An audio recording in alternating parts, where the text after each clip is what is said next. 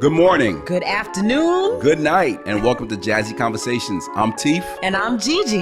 and we're excited to be here. Listen, thanks for checking in.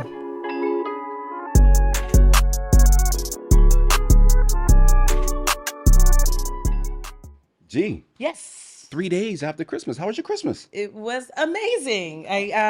For me, Christmas is, it is the spiritual, is relationship with God. So I just have an amazing time of quiet and just really being prayerful and grateful, You're so spiritual. Every time I talk to you, you're always bringing up God. You're always going to church every Sunday. I love that about you. I Absolutely love that do. about you. I gotta give honor. Yeah, Amen. that's how my Amen. life is. Amen. Yes, Amen. sir. How about Listen, yours? so before we do that, hold that thought. Yeah. Please, if you're out there watching, please subscribe, hit the like button, help us grow as we continue to grow. Getting back to your question. Yes. Christmas is great. Yeah. Good time to spend with the family. Old saying, happy wife, happy. Happy life. That's right. So it was great. Spent time with the wife, kids. Had a great time. Received a good gift, several good gifts. Was able to give out a few nice gifts. And the next day, Yes. Come on, drum roll, please. as you know, was my Yeah, birthday. So we yes. went down. We traveled down to Manhattan as we do. It's a tradition we've been Family doing tradition. yes. Yeah. And again, next year, you, your husband, my buddy Adam, and the kids are invited. So please come down. Yes, we'll be there. Yeah. And we go and take a picture in front of Rockefeller Plaza. It's tradition. You know, that's a tradition we've never really adapted to. No one in my family likes outdoor winter activities. Oh my goodness. No, as a kid, like I brought each of my daughters has gone to the tree and they've gone skating at Rockefeller Center. But man, Are they that going skating? Yeah. The first time when I brought my daughter, I mean, and my oldest is like she's an adult. She's a full-fledged adult. Right. But we went, it was cold, it was wet, it was misty. Oh my And goodness. so it That's was all the like time. oh, we're all set. Nobody in my family likes to be cold. No, we're the same way because we got asked. You and I were talking before we came on camera, and you said, "Teef, what about the Christmas tree down in New Haven?" Now that's a good tradition that we have to start going to too because That is. I've been asked. Listen, you and Gigi come down, hang out at the Christmas lighting, and I told them, following year we'll go down. We'll bring We'll the be spouses there. down. Yeah. Shima and Adam, we'll have a good time. And we have a And, beautiful tree in New Haven. we do. Teef. The tree it's always beautiful. We love our city. Yeah. Love our city. New Haven. Listen, we got a great show for you guys today. Very exciting. We're talking about the city. How could you talk about the city without talking about the mayor? Ladies and gentlemen, I hope you're ready. You ready? Get ready. Here we go. Ladies and gentlemen, welcome to Jazzy Conversations. I'm Teef, And I'm Gigi. and we have Mayor Justin Elicker from the great city of New Haven, Connecticut. Mayor Elicker, welcome to Jazzy Conversations. How you It's good doing? to be here. I'm doing all right. I'm actually recovering. I don't know if you can see, for folks listening, they obviously can't, but I had a little mishap over Thanksgiving. My kids were chasing me and I fell on the concrete and got 3 stitches here. So, Oh, God bless. but I'm on the mend. I'm on the mend. Men, thank goodness. Well, listen, as long as you're having a good time with your family, that's very important because you're always busy in the city, running around, doing different things. I actually saw Justin doing a Harlem Shake once. Oh, did you? Believe it or not, I saw him doing the Harlem Shake. I saw him singing church songs. I did too. I You saw saw him right downtown at the which was the college theater. Was it on College Street? College Musical. Yeah. That's right. I saw I think you saw me. I think you saw me trying to do the Harlem Shake. He was rocking it. He was rocking it. Justin, before we begin, Mayor Elicker, listen, I want to have a little fun with this. I got a question for you. It's Christmas time. Tell me your favorite Christmas movie and your favorite Christmas song. Favorite Christmas movie. One of my favorite Christmas movies is The Grinch, believe it or not, because it's a lesson for all of us not to be too grumpy and to believe in other people and that we all have the opportunity to change. Okay. And it's just such a fun movie. We watch it with my kids, and it's both encapsulates all these people that are having a great time being wonderful to each other, and how one person can kind of ruin your fun, but they can also change their lives around and think more optimistically about people. I love Favorite it. song? I got a lot of favorite songs during Christmas. I actually pull out the guitar and play a bunch with my family. Wow. And we'll be doing that over the next few weeks, Just a which man is of so many talents. So many talents. Hey, I tell you. Harlem Shake, little guitar. You know? You know, the funny thing about it, Gigi and I were talking about you before you came on, and we were just saying, listen, you and Gigi got a lot in common. You guys are both brainiacs. Now, I'm not sure if you know, Gigi graduated from Wilbercross as well, and Yes. she was class president. Yes, I was. So that's as far as Whoa. Yes. that's as far as my political life goes, Mayor Elicker. That's it. We, It's early. It's early. There's still lots of opportunity. Mayor Elicker, we want to take people through the process. We have a few questions for you. We just want to take them through the process for people that don't know. So I started out saying there's a lot of brainiac people like you and Gigi, but for people like me that just want to sit back and say, what's the process of you going through becoming the mayor? Listen, give us your background first. Tell us where you're from. People want to know, like, where you're from, different things like that, your siblings, et cetera, et cetera. Sure. So I was born in New York City, and my folks moved to Connecticut when I was like 2 or 3 years old, Okay. and grew up in Connecticut. Grew up in New Canaan, Connecticut, which is a suburb that often looks towards New York. And in many ways, I wasn't exposed to a lot of the diversity that New Haven has when I was younger. And spent a lot of my life after college. I actually went to college in Vermont, Middlebury College, and Okay, came to yeah. Yale for graduate school. I'm in a bear. But I traveled around. I lived in Taiwan for a couple of years, Hong Kong for a couple of years, traveled around Spain, and it's so good to get out of your bubble and see different experiences. Not only to learn about how other people live their lives and their viewpoints, but it makes you realize the assumptions that you had about your own life and your own way to live. And so after traveling around for a while and trying to find my way and an opportunity to really make a difference, I came to New Haven and been here ever since. And things have been happening. Yes, it They have. has. So Mayor, you mentioned this idea of traveling around and visiting other places. Now, you didn't just travel; you speak several languages. Am I correct? Yeah, so I learned, and that's actually one of the things that has been one of my favorite kind of interests is learning foreign languages, because you can connect with people if you have a translator, but you can really connect with people if you talk directly to them. And I've spent a lot of time studying Spanish and Mandarin Chinese, and in part wanted to live abroad to really hone those skills, and still got a long way to go with both of them. But it's been really, and also people, particularly in China, are really surprised when they find foreigners that can speak Chinese. And so it's also a gesture that you can make to another culture, and It's a bridge they're builder, they, right? Absolutely. yeah, Absolutely. exactly. Absolutely. They say, wow, you've spent the time to really try to learn our language and connect with us. And Yeah. I think that's an important way to connect with people. Absolutely. Mayor Elicker, what was your favorite subject in high school? What was your favorite subject? Spanish, actually. We each had Spanish names. My name was Jose. Uh, Jose. yeah, but just for that very reason, it's such a useful tool. Particularly in New Haven. I'm speaking Spanish all the time in the city. There's a lot of Spanish-speaking residents and a lot of people that do not speak English that speak Spanish. My daughter goes to the Family Academy of Multilingual Experience, which is on Grand Avenue. Used to be Columbus School, Okay. and many of her classmates they come from Spanish-speaking backgrounds, and I just loved. I started learning in high school. I majored in it in college, and lived in Spain for I don't know, like 4 months. It's such a good tool and a really fun way to connect with people. Wait a minute. You majored in Spanish, not political science? Mm-mm. No. Wow. Look at Yeah, this. you know what? You don't need to run. You don't need to have any political background or expertise to run for run for office. Did you have any idea then that you were interested in being in politics? Like when you were an undergrad, I mean? I wanted to. I've always had this drive to want to make a difference, right? Want to leave the world a better place than I found it. I think a lot of us.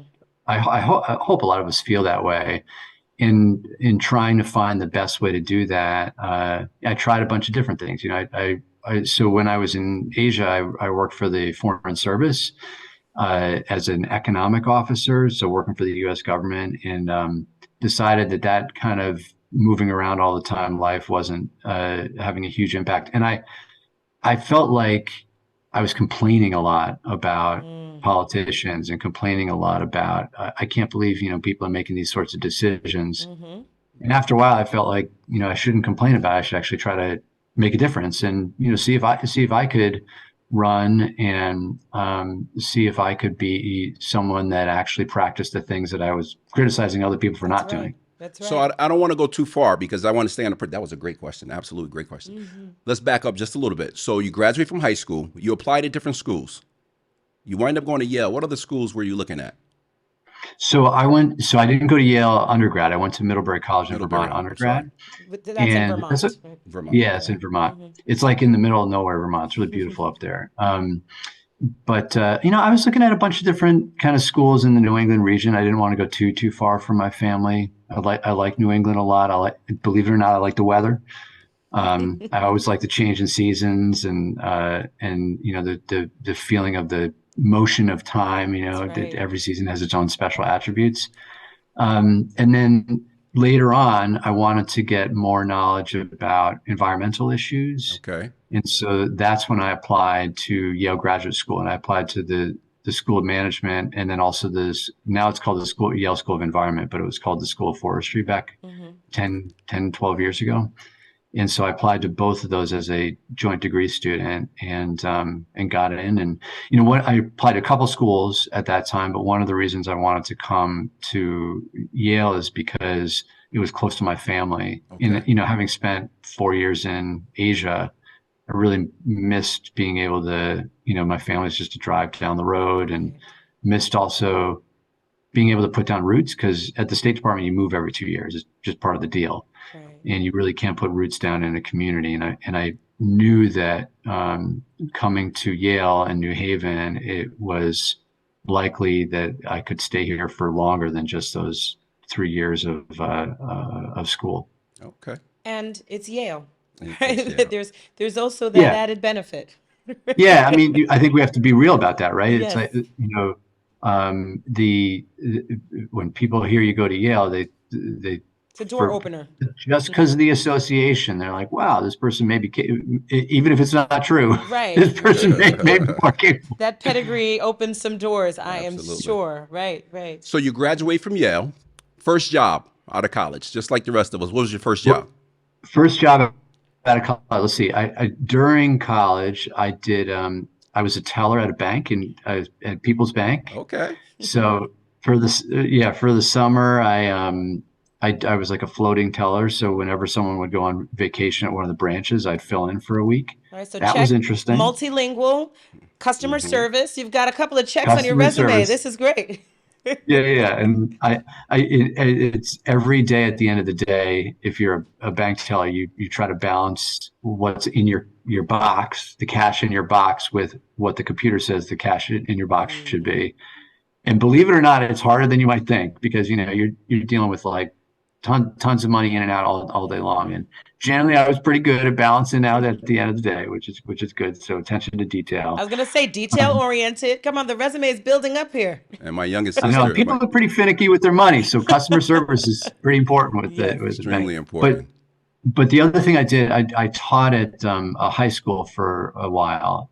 It no longer exists, but it's a school in upstate Connecticut called the Hyde School, HYDE. We actually have like the local Hyde School as well, but and the focus was for, they called it at-risk kids, or kids that were struggling in their own high school, and they would go to, it's mostly a boarding school for kids that were struggling. And it was, I learned so much about myself at this school. There's a real focus on when kids were struggling, not acting like nothing was going on, but they would even take them out of class and do a lot of seminars and really engage with their families as well, through some of the challenges that they were facing. And they really involved the faculty in that conversation, and sharing our own kind of struggles and focusing on how we could improve our own lives. And so it's I was really proud to have been a high school teacher. It was a formative experience in my life, and I didn't teach there for that long, but it really, I felt like I learned a ton. Where was during this, the time I was. Mayor? It's in Woodstock, Okay. Connecticut. There's like a Woodstock fair that people don't, but it's like Yes. it's northeast Connecticut. it's like an hour and a half from here. Right. I mentioned because I'm very familiar with the Hyde schools because there's also one in Bath, Maine. Exactly. Yes, yeah, I'm very Love it. familiar. They've Love got it. a Love really it. community accountability Okay. philosophy embedded. So I'm not surprised at all to hear that you were a part of that. Everyone I know that's been a part of it, and my family has been a part of that work, has been transformed by what their education philosophy Oh, is. I love So it, G. Love it. absolutely. She knows it Yes. because Bath, Maine was the kind of sister school at the time. There was those two. Bath was where it started, and then they started the second campus at Woodstock, Hmm. um, and there was a lot of teachers that had taught at Bath that kind of came down to start this new school. But it was really, I think your way of framing it like a community accountability. It was all of us working to keep each other accountable. Like the students would call out the teachers and be like, "Hey, you're not being true to yourself here too." So it was That's right. just something pretty inspiring about that. This is a really good interview. It really is. Now the process starts. So after the teaching job, you're looking into politics. How does that happen? Well, I had a pretty long journey before I even got into politics of, living abroad and all that stuff. And then started to think about how I really wanted to make a difference in the world and have a greater impact. And when I came to New Haven and started studying at Yale, I thought maybe after I get my degree, I'll kind of delve into elected office. But I was here a year and was like, why am I going to wait? I want to make a difference now. And I actually ran for Alder my second year here in the East Rock and Cedar Hill neighborhood. Ward 10 is this area of the city, and I won. It was funny. I wanted to win so bad. I worked so hard, and I was a student. I was a bad student because I was focused so much on On your political having an climb. impact on the community. Yeah, exactly. And I remember this one guy. I knocked on his door like 5 or 6 times over the course of I don't know 5 months. And he's like, if and and what you do when you're knocking on doors is you talk with people, ask how they feel about things, what difference people would like to see happen, and then at the end, if you're doing it right, you say, "Can I have your support?" And to kind of get a sense of where people are at. And this guy would not tell me the whole, after like 5 conversations, what he was going to do. And then finally, he's like, "I've never seen anybody want this job so badly. You've got my support, man." Um, so I, Love it. so I won and as alder and was alder for 4 years and really enjoyed it. It's a really good way to get involved in your community and see not just about your own kind of neighborhood, what's going on there, but what's going on in the rest of the city as well. And I wanted to see if I could make more of a difference, so I ran for mayor and I lost in 2013, which I think is a good part of the electoral process is being Hmm. able to lose and come back, right? Hmm. Um, so I ran in 2013. At first, I was running against John DeStefano, and then he decided not to run again. And then there was all kinds of people that ran, and then Mayor Hart ended up winning. She was at that Hmm. time There Senator were Hart. many She ended up candidates winning. that year, more than I've ever seen in New Haven for one election. Yeah, that It was was something. crazy. It was crazy. It was like I remember that. every other day someone else was running. Hmm. Um, so for the next 5 years, I ran the New Haven Land Trust, which does community gardens Hmm. and environmental programming and educational programming across the city. And then I ran again in 2019, and that time around I won. Right. And that's the transition. The dream was realized in 2020. Hmm. So you took over during the Yeah. pandemic. Quick question for you. Since the pandemic, how have you grown as a person, father, mayor? You took over right in the heart of the pandemic. Hmm. How do you see yourself 4 years later? How did you grow? Yeah, I think all of us have kind of learned a lot about ourselves throughout this whole process, right? I so I started in January 1 of 2020, and then in March it was like full on. That's right. This is Shut this is down and it, it's yeah, this is a real deal. Um, and it's been, I think, different for every person, right? Some people they had jobs where they were very, very isolated for a long time and didn't really interact with a lot of people, and other people, that were on the front lines. And so it was, and for me, I was out working every day. Mm-hmm. I think for me, I've both seen it. I think in a time of crisis, you see people's character come through. That's right. And in most ways, I have seen really admirable things happen in our community. It's everything from what may seem small of like tons of people coming out for a mass giveaway, Mm-hmm. or volunteering for to provide food for the community, volunteering to go shopping.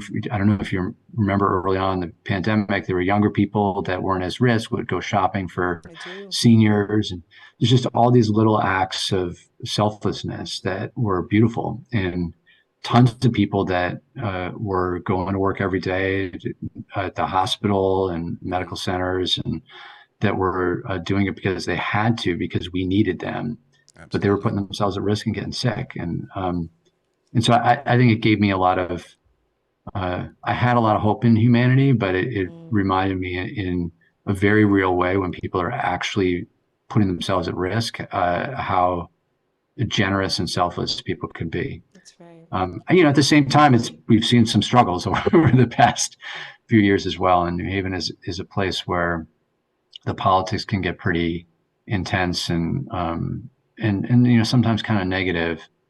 And I think that's been a struggle, but it's made my family closer. And There you go. we do our best to support each other every step of the way. Right. That was the part I'm really happy to hear that part about the family at the end. You and your daughters. Now, believe it or not, I've seen you jogging. I've seen you walking your daughter home from school. Mm, I want people to know about that. They don't. A lot of people don't get a chance to see that because they always see you on the news doing different things for mm-hmm. in the community for the city. But what about you and your wife? Has a great relationship. I always see you with your kids walking. What about? Tell us a little about that. How's that going? Yeah, I mean, it's the best part of my day, right? It's the best part of my day, and I feel fortunate actually, because some people have jobs where they're traveling, they don't get to see their kids as much. Almost every day I have breakfast with my kids. And almost every day I get to either eat dinner with them or kiss them goodnight. Mm-hmm. And I often go back to work after that, or do work on the computer or whatever. But I feel really fortunate that I have the ability to be there with them, and sometimes bring them along to events and things like that. Some of them they like, others are really boring to them. But I get to spend a ton of time with them.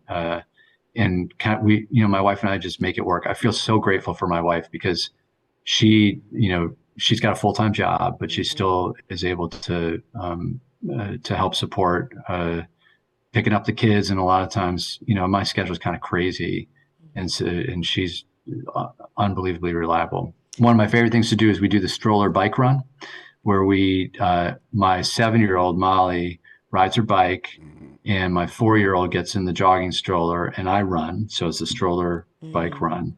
And we run up to the top of, or bike up to the top of East Rock Park and come back down. And it's a really fun way to get exercise, and get out there and enjoy each other's company. Right. And they not to get too much in the details, but my way to kind of draw them to participate is they each pick out a secret snack, and they don't pick out the healthiest things, but at the top of East Rock Park, we all unveil our secret snacks and eat them That's together. beautiful, beautiful, beautiful. I love So this. mine are usually like super healthy carrots or something, and they've got like some chocolate bar or something That's like that. right. But And you allow it. I love yeah, this connection to family. And I would imagine that most people, when they think of the seat of the mayor, they don't think of what it takes, what it calls on your family to do. And so the level of support that is required. I wonder how your children feel about you being the mayor. Like, what is their concept of that for you?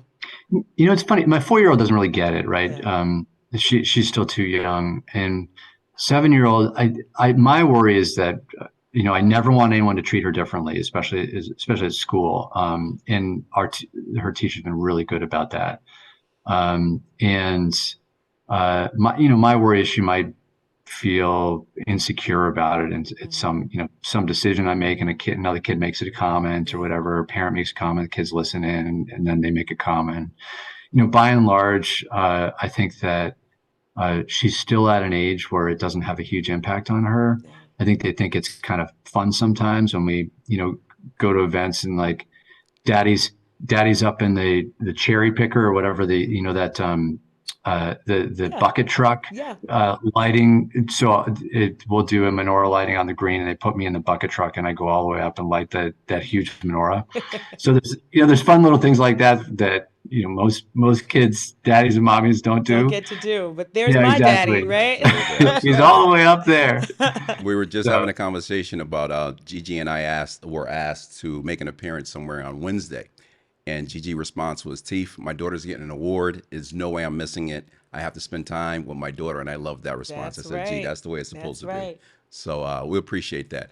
So in the next few days, it's January, and you're about to start re-election campaign. What's the direction of the city? What direction are we going? What's your goals for 2023?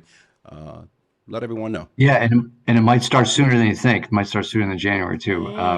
In New Haven, it's kind of crazy because it almost feels like it's always election season. We have 2-year terms, and so Right. You're always on you the gotta, hustle. Mm-hmm. yeah, always in campaign season, whether you like it or not. But there's, I think that New Haven, things are going really, really well, and we continue to struggle, right? And I think that we have to be real about both those things. There's incredible development going on in the city, which is overall a really good thing for everyone in the city. It helps grow our tax base. It helps pay for a lot of the programs that are really, really important for our residents. But we've got to do the growth in an inclusive way. And our team is working very hard to make sure that happens. I mean, the number of groundbreakings and ribbon cuttings that we have done over the past several years is, especially in the pandemic, is just remarkable. And what I find exciting is it's not just these huge developments, but there's been a ton of young entrepreneurs that are new entrepreneurs, Black and brown entrepreneurs that are starting their own businesses. Absolutely. And that makes us a vibrant economy, right? If you have like all Targets and Walmarts out there, most of that money goes outside the city. Local, yeah, that doesn't generate wealth within the community. That's right. And we had the Black Wall Street this year. We had the Black Wall Street downtown New Haven. That was Black beautiful. Expo. Yeah, beautiful. Yeah, so Breed, I mean, it helped organize with our Adrian Jefferson from our Office of Cultural Affairs, Black Wall Street. There's just like this vibrancy in the diversity of our city that I think is continuing to get even stronger and stronger and stronger. And we have some, as you all know, major developments in the pipeline as well. Like finally broke ground on the Coliseum site, and there'll be significant residential there, including a pretty big chunk of affordable housing, which is great. The Dixwell Plaza is going to transform that whole corridor because of the work that Concorp is doing there. It's just going to be remarkable. And so there are these major projects that are actually Beulah has done, land development has done a major affordable housing project. They broke ground. There's so much happening in the city, and that's really going to benefit the city in so many different ways. But at the same time, we still have the struggle, right? We have challenges like many cities around the nation. There's been a real uptick in the number of people experiencing homelessness and I think we have to acknowledge the work that we need to do in New Haven and also as a region and as a state to help support people that are struggling the most. People still struggle with access to jobs, not jobs, but living wage jobs. People are, struggling with all kinds of issues. And so the work is ahead of us, but we're making, I really believe we're making a lot of progress. Lots of progress. I absolutely, there's no doubt about it, Mayor.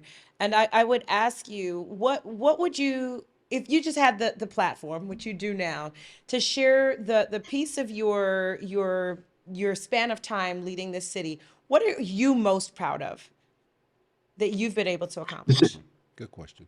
So it's a great question, and I think that anything that the development is not because of me, right? The growth is not because of me.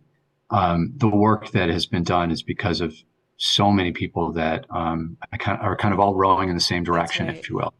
Um, I think, and it sounds not exciting, but it is critical to our success. It goes back to money. And historically, New Haven has been underfunded. And unlike other states where, in other states, you have a strong county system. So you have people that are living in a more suburban environment that are also paying into the larger pool of money that helps support everyone and people in cities. In places like Connecticut, cities like New Haven have a really small area, and there's only a very small group of people that are all paying for the services of many people struggling. Mm-hmm. And so we have been underfunded for years and have really struggled financially. In the last two and a half years, we've seen a dramatic change in the funding that comes to the city.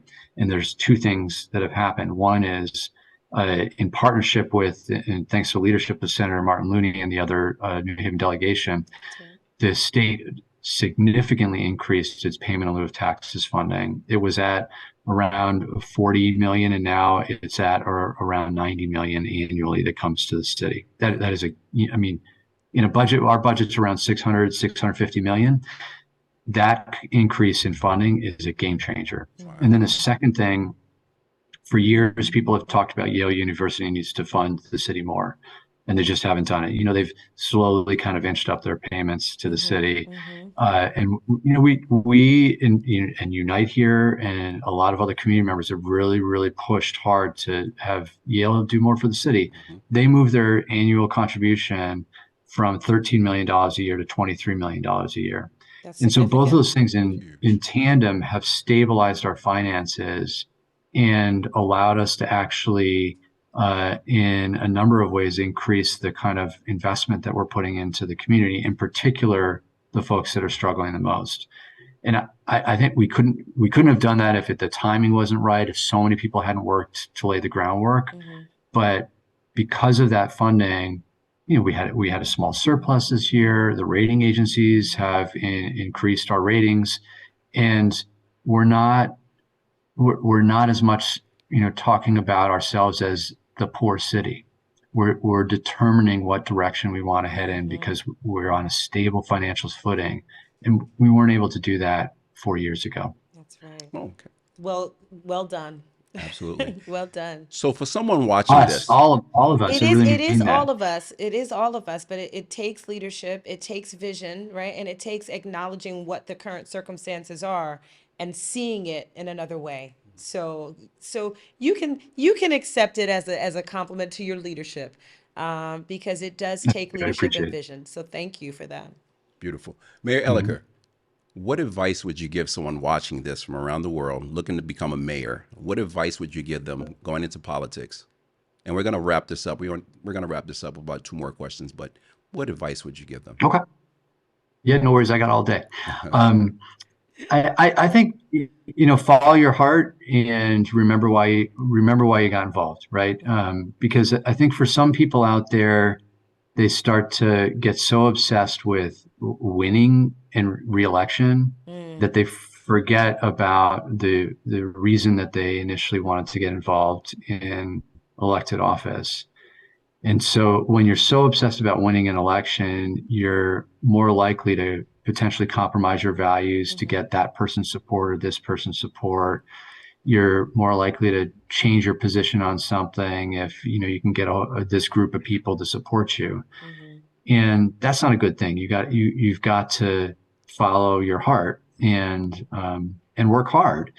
The second thing is, I would say, don't give up. I said earlier that 2013 I You lost. had to I take ran a for mayor and I loss. That's lost. right. Yeah, and I didn't.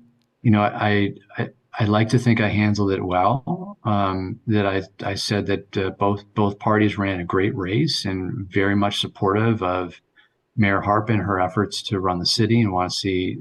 We all believe in the success of the city. And when you lose, you learn a ton. You learn a ton, and you come back at it with that knowledge a second time around, and you could potentially be more successful. And then the third thing is just get involved in the community because you can't be successful if people don't know who you are. And I don't mean like your name. I mean who you are inside. Mm-hmm. And you can't just show up and say, I'm running for mayor without people actually having a sense of the kind of person you are before you're in campaign mode. Yeah. And I want to circle back to what you said earlier, because it started with you thinking about what was the climate, what was happening. When you answered earlier, you were talking about things that you were complaining about, right? So there has to be some awareness and alertness. If I listen to you, right? Paying attention to what's going on and seeing what things you want different, right? What things you want to see change, and can you do it? So it seems to me like that's the seed, right, of getting into politics, is wanting to see things go differently than how they are. Exactly. And also understanding what other people want, right? I mean, a lot of getting involved in the community isn't people just knowing you, but it's you knowing them That's too, and right. knowing what people's struggles are. And we, we, we all may have some understanding of what people are going through, but we don't have a true understanding until we really talk with all different people. And that can help you be successful and win, but more importantly, it helps you be a better leader because you're coming with many more people's stories in your mind as you work to address their challenges. That's servant leadership, right? You're actually your role is to serve, not to be served. So yeah, no, I appreciate your lifting Exactly. that up. Mayor Elicker, thank you so much for coming on the show. Gigi and I are very excited, but we can't let you leave yet. We have a very important question. All right, you ready for this one? First Uh-oh, question. I'm nervous now. What is your favorite 3 podcasts? Now, you do a lot of podcasts. What's your favorite 3 podcasts? This is Now, this this is a Jazzy everyone. soft, this is conversation a with Teef and soft. Gigi, There huh? we go. It's a soft pitch. Good answer. G- okay, you could give us 2 others now. 2 more. Obviously, right? Obviously, I'm kind of nerdy in that way that I like listening to the Daily. I don't know if you all are familiar with the Daily. It's like they come out with daily like analysis of what's going on in the world today in politics.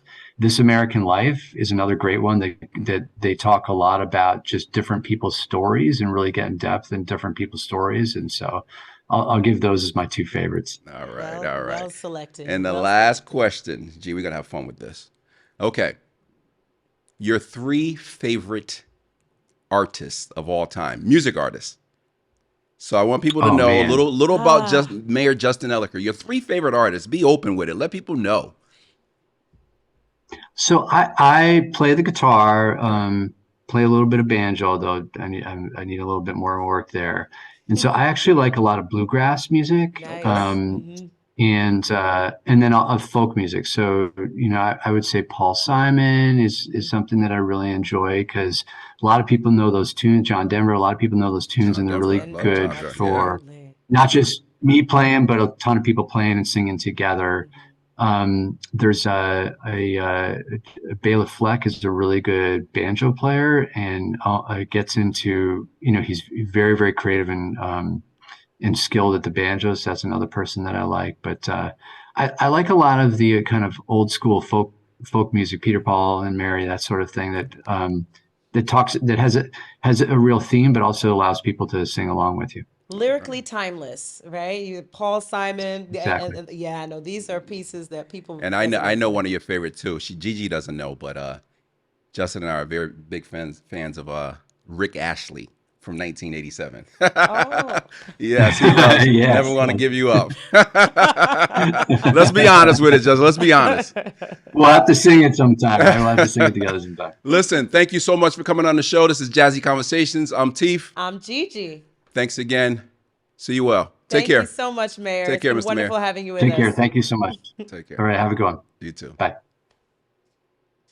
Gee, that was great. Oh, that You was did a great amazing. time. I'm so glad we had that time to sit with him and hear about him outside of the Oh, politics, right? absolutely, absolutely. Just a family man Absolutely. That at was the most heart. that was the part I really wanted to hear about a little Hmm. about his kids. Same way with you. You always and you're a businesswoman, as everyone knows, and you're responsive. I got to spend time with my husband, my kids. I got to find time. We talk about that all the time, That's right. and it's very important for him to say, "Listen, whatever I got to do with my kids, if we're going to go up East Rock, we're going to go up as a I'm gonna threesome in drag him regards to, along, and they're yeah, we're gonna going get to a piece push of that this. stroller I'm and gonna go. have him So with I me. needed to hear that, and having a supportive wife you know, because he's dealing so much with the city. And same way, I know Adam is always there for you. We've talked several times. Right. And so that part, getting to know that part about him was very important. Yeah, I enjoyed it. He was a great guest. Another We'll have to have him back. Next week, tune in again. Cherie Walker, acting coach from Manhattan, New York. She's worked with all the great actors, everyone you could think of, from Brad Pitt to Forrest Whitaker to many others. She'll be on the show next week, Jazzy Conversations with Teef and Gigi. Till next week, I'm Teef. I'm Gigi. Have a great day. Take care, guys. Be well, everyone.